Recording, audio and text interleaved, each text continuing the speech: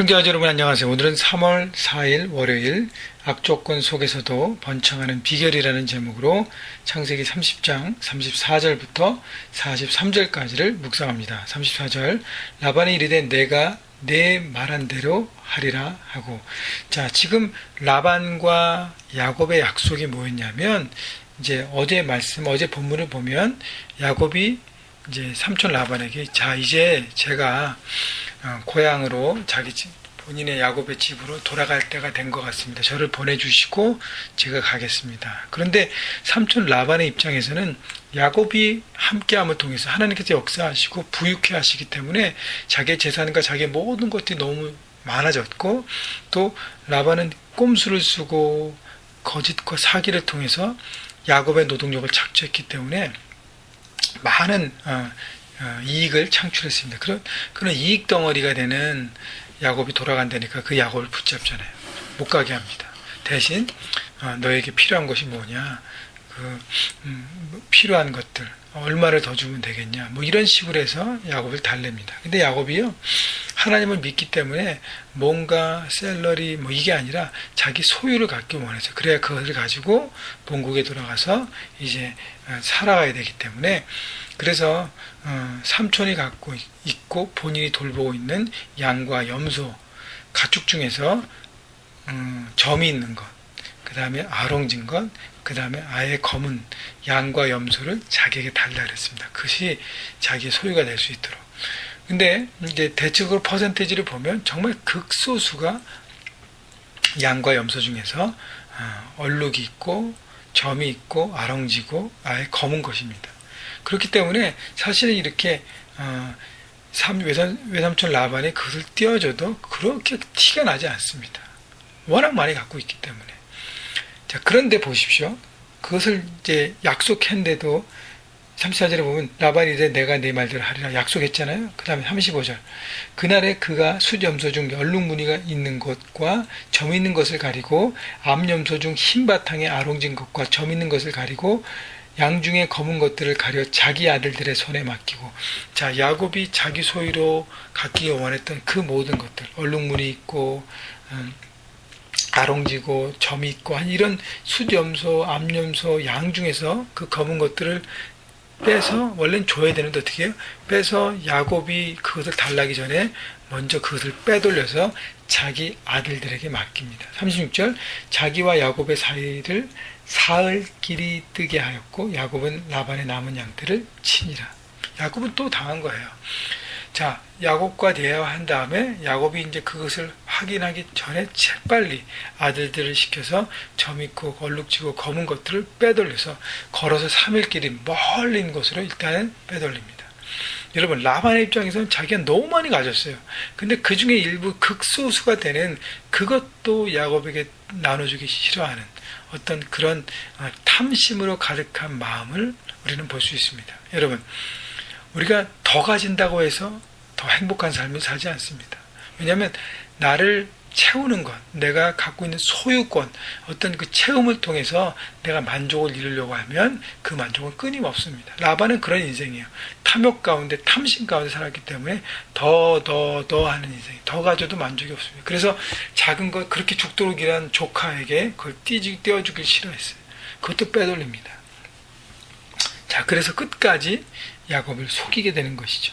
37절 야곱이 버드나무와 살구나무와 신풍나무와 나무의 푸른 가지를 가져다가 그들의 껍질을 벗겨 흰 무늬를 내고, 38절 그 껍질 벗긴 가지를 양떼가 와서 먹는 개천의 물귀 위에 세워 양떼를 향하게 하며 그때가 물을 먹으러 올 때에 새끼를 베니. 자, 야곱이 또 속은 걸 알았잖아요. 이제는 흰 양과 염소밖에 없는데 과연 이것 통해서 어떻게 할까? 그러면 나는 아무것도 없는데.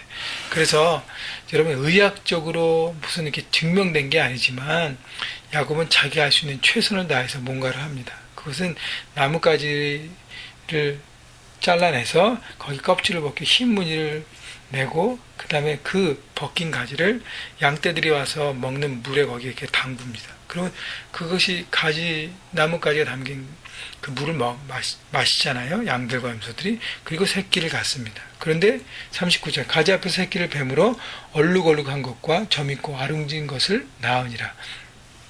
그 물을 먹은 많은 염소와 양들이 얼룩거리는 점 있는 아롱진 그 새끼들을 많이 낳기 시작합니다. 여러분, 동물의학적으로 가지 담긴 물을 먹었다고 얼룩진 새끼를 낳는다는 것은 아무 증명된 것이 없습니다. 다시 얘기하면 야곱의 노력에 하나님께서 그 위에 덮어주셨다는 거예요. 도우셨다는 것입니다. 여러분, 야곱은 넉넉고 나는 어떻게 할 건가 체념하지 않았습니다.